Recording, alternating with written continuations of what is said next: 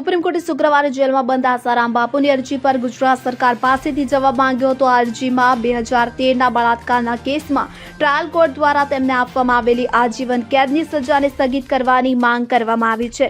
Justice MM સુંદરેશ અને અરવિંદ કુમારની ખંડપીઠે આસારામ તરફથી હાજર રહેલા વકીલે જણાવ્યું હતું કે જ્યારે તબીબી આધાર હશે ત્યારે જ તે મુદ્દા પર ચર્ચા વિચારણા કરશે. તો જસ્ટિસ સુંદરેશ અને જસ્ટિસ અરવિંદે બેન્ચે કેસની સુનાવણી 13 ડિસેમ્બરે નક્કી કરતા જણાવ્યું હતું કે અમે નોટિસ જારી કરીશું, પરંતુ માત્ર મેડિકલ શરતો પર જ વિચાર કરીશું. ગુજરાત હાઈકોર્ટે 29 ઓગસ્ટના રોજ આ કેસમાં ગાંધીનગરની કોર્ટે આપેલી આજીવન કેદને 2023 સુધી સ્થગિત કરવાની આસારામની અરજીને ફગાવી દીધી હતી. સજાને સ્થગિત કરતી વખતે તેને જામીન આપવાનો ઇનકાર કરતી વખતે હાઈકોર્ટે જણાવ્યું હતું કે રાહત માટે કોઈ કેસ કરવામાં આવ્યો નથી.